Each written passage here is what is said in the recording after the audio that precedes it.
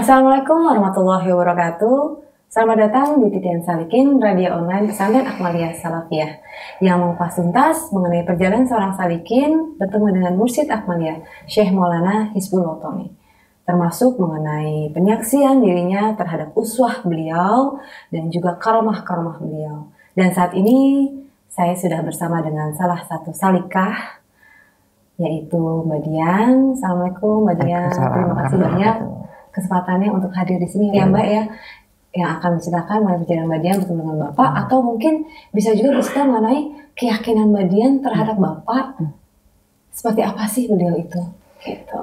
Tapi sebelumnya saya tanya dulu nih, Mbak Dian itu ngaji di Akmaliyah dari tahun berapa?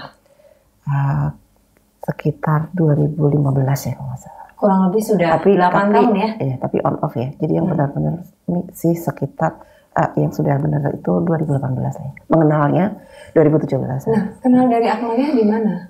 Kenalnya itu waktu itu ada satu teman kantor ya waktu itu, karena kita uniformnya sama gitu ya. Kita sama-sama ke kereta, naik kereta gitu ya, Pak Munif namanya. Oh, Pak Munif. Iya. Pak Munif. Itu alhamdulillah ya, saya bersyukur banget ketemu Pak Munif waktu itu. Jadi keretanya penuh sekali Mbak, penuh banget gitu ya. Nah kemudian waktu itu pas masuk itu terus kemudian tiba-tiba kami bisa berjajar gitu, bisa berjajar. Kemudian beliau ya itu zikir terus gitu ya. Pak Munif itu saya itu ya mungkin ya zikir. Allah, mungkin berzikir gitu ya. Tapi kemudian ya alhamdulillah kemudian bisa kita ngobrol. Oh ya Pak, intinya kemudian tidak tahu bagaimana ceritanya bahwa karena saat itu saya sedang mencari seorang guru, dan itu terinspirasi dari sebuah novel sebenarnya gitu ya. Jadi awalnya tuh saya waktu hamil anak ketiga itu saya di toko buku ya, saya itu mendapatkan buku-buku ringkasan-ringkasan gitu ya, 5 jenis buku itu Al-Hikam gitu. Nah kemudian saya tertarik di situ ya, tertarik mungkin tentang tasawuf di situ. Nah kemudian ada buku novel yang aneh banget gitu ya, tapi ternyata ditulis oleh seorang tasawuf mungkin ya, seorang yang mendalami tasawuf. Itu di Karawang gitu, terus kemudian dia menceritakan dia tuh punya guru gitu ya, boleh dia ada guru gitu. Karena saat itu tuh saya sedang merasa tidak memiliki guru yang pas gitu ya, karena saat itu waktu sebenarnya sebelum di Akmaliyah sudah bertemu dengan beberapa guru bukan. Saya di organisasi dulu di kemahasiswaan gitu ya, di di partai ada seorang partai gitu kayak gitu ya gitu. Nah terus di situ aneh banget gitu ya, saya mencari kemudian. Nah sampai saya tuh nyarinya itu sampai ke Karawang waktu itu ya, karena penulisnya di Karawang, settingnya di Karawang di novel itu gitu ya. Saya nyari sampai ke pucuk gunung ya, waktu itu saya hamil besar gitu. Mau ketemu sama penulisnya itu ya? Bukan nulisnya, tapi gurunya itu. Gurunya itu saya meyakini ada loh orang kayak gitu ya. Gitu ya. Pasti ada orang seperti ini. Gitu. Dan yang digambarkan di dalam novel itu gurunya seperti apa?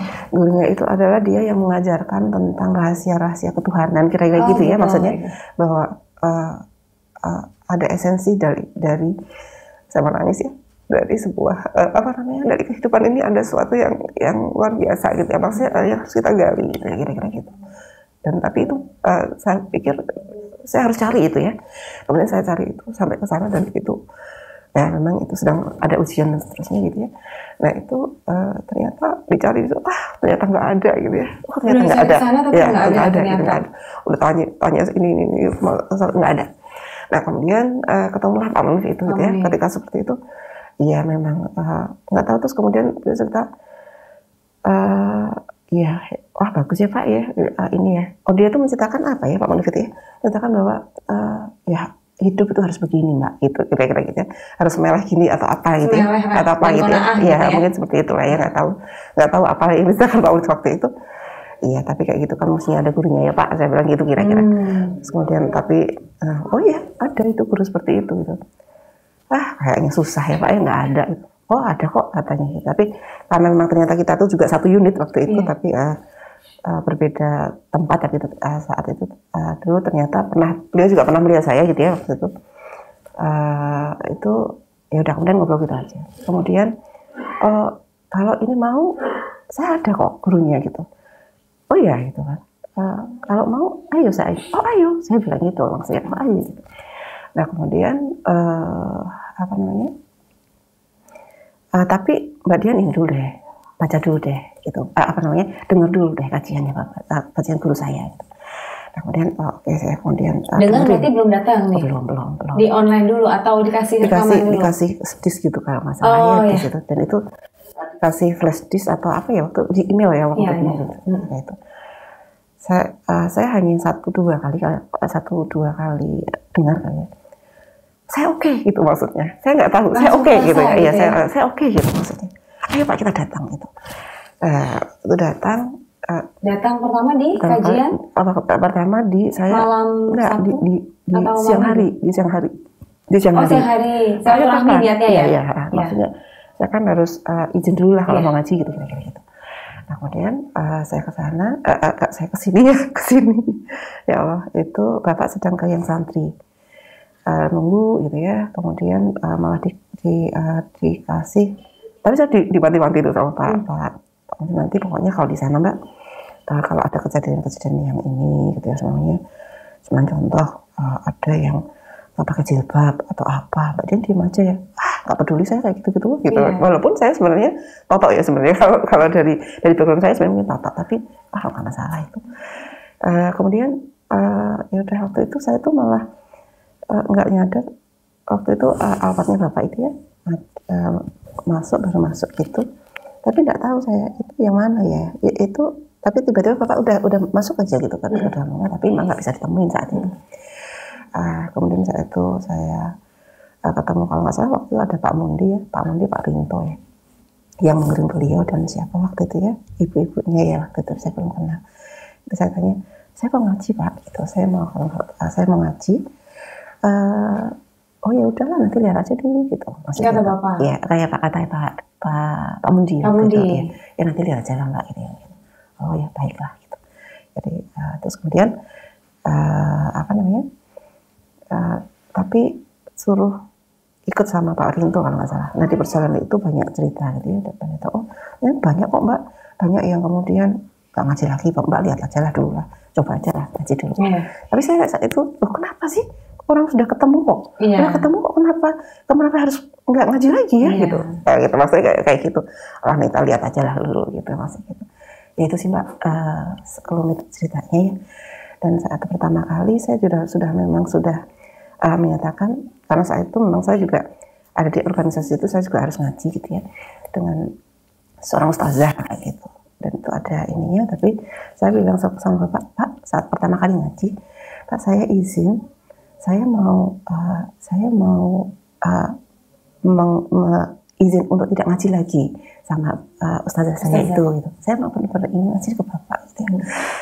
Saya nggak ngerti kenapa, saya memang sudah yakin ya gitu. Itu aja sih Mbak, saya yakin, dan saya yakin 100%, 1000% atau sekian ribu persen saya udah yakin sama Mbak. Dan itu firm, dan semoga saya dijaga dari sekarang sampai saya mati. Pengalaman apa yang membuat Mbak Dian? Ini kan Mbak Dian sebenarnya seorang mencari ya. Pada saat itu proses sedang mencari seorang guru yang membahas mengenai nilai ketuhanan sebenarnya. Sampai ke Kerawang, kemudian ternyata gagal, akhirnya hidayah itu melalui Pak Munir sebenarnya ya. Wasilahnya lah gitu ya. Nah kemudian setelah mengaji di Akmaliyah, apa yang membuat Mbak Dian itu sedemikian yakinnya mengenai kajian Bapak, dan Bapak sebagai seorang pembimbing gitu lah? Iya. Apa yang Mbak Dian rasakan? Saya nggak tahu, tapi Bapak itu wujud semuanya menurut saya gitu ya. Kalau saya bisa tadi itu saya pikir apa ya? Bapak itu wujud cinta, Mbak.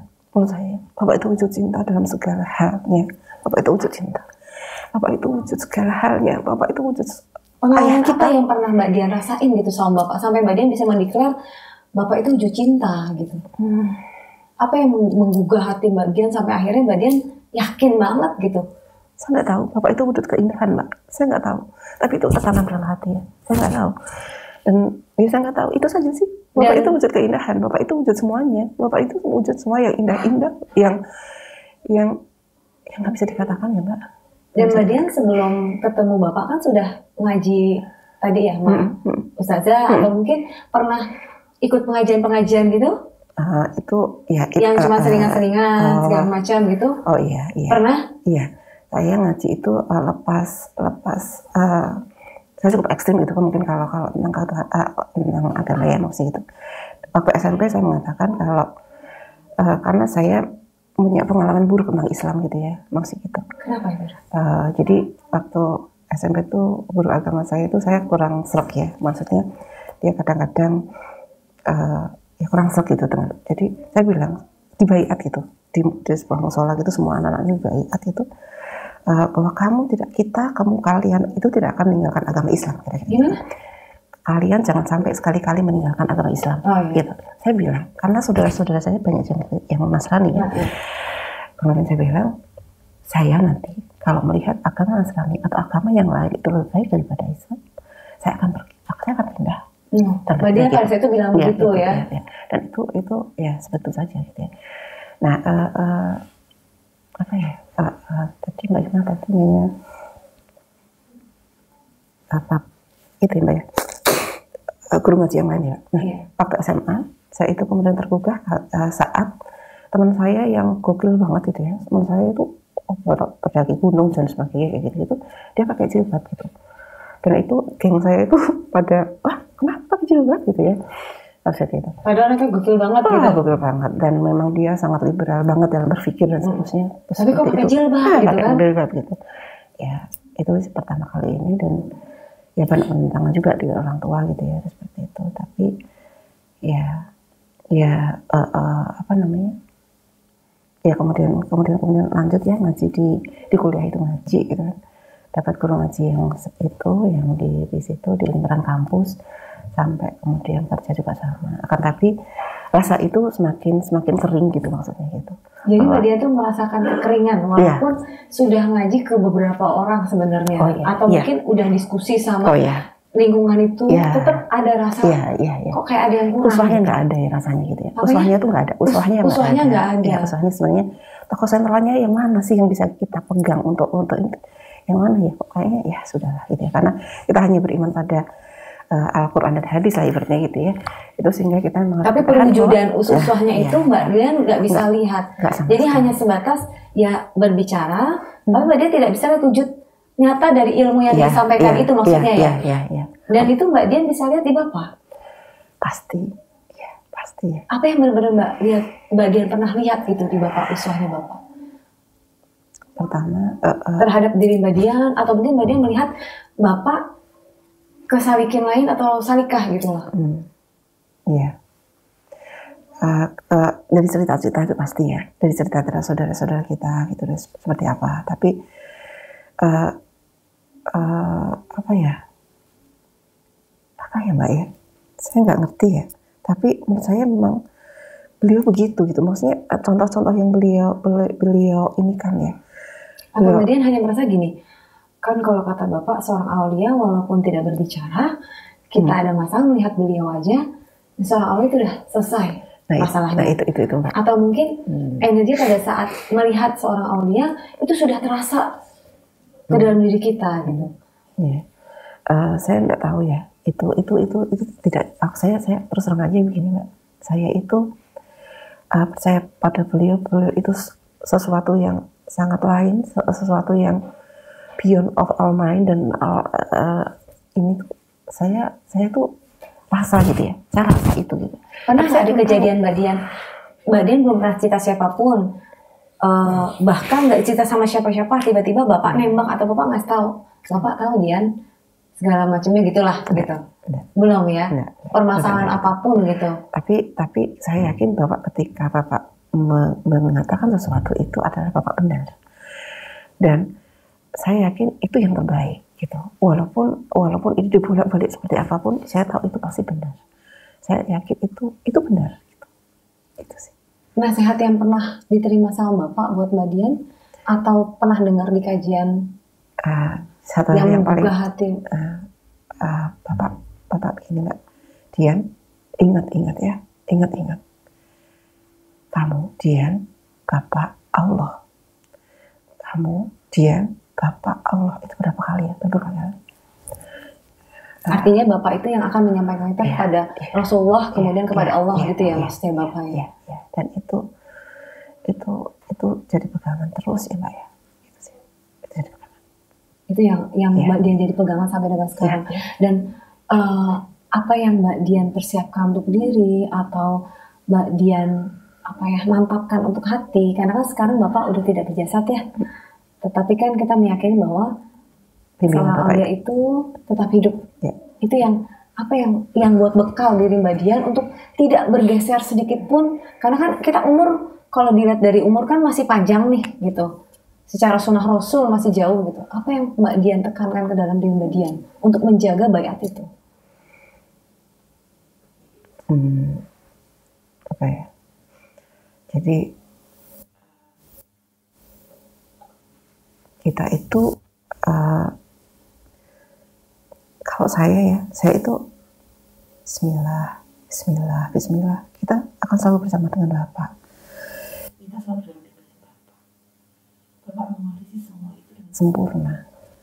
Ilmu Bapak itu, Bapak menyatakan sendiri bahwa Dian, kalau kamu menimba ilmu dari Bapak, 1000 tahun pun tidak akan pernah hilang, tidak akan pernah selesai. Ilmu Bapak itu benar-benar menjadi nur menurut saya gitu ya. Dan di setiap langkah itu sebenarnya Bapak itu selalu memperlihatkan nur-nurnya terus gitu ya. Memperlihatkan walaupun dari Bapak itu selalu menjaga dengan nur-nur itu menurut saya. Dan Mbak Dian merasakan perubahan sebelum ngaji di Akmaliyah dengan apa yang paling Mbak Dian merasakan perubahan itu?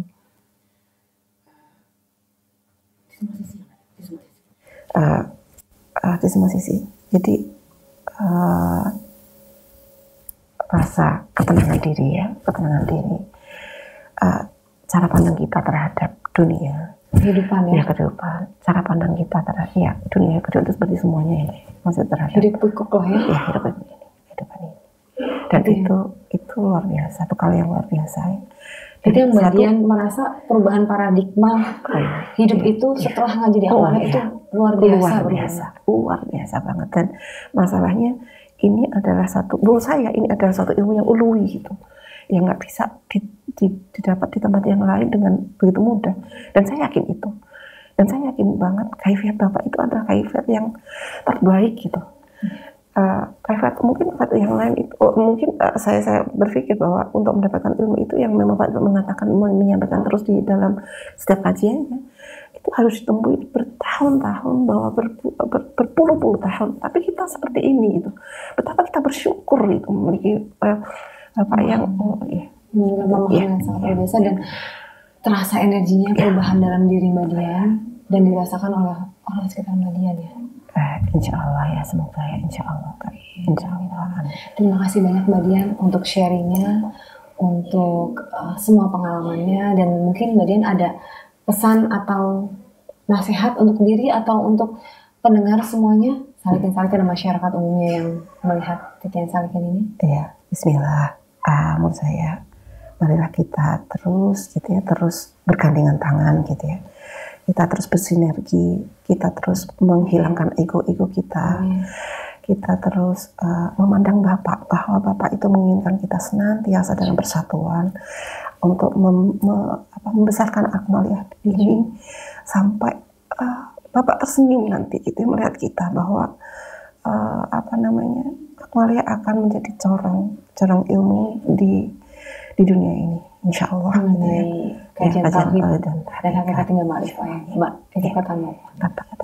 Insya Allah itu akan terbukti. Kita hanya tinggal menyaksikan aja pengertian Bapak.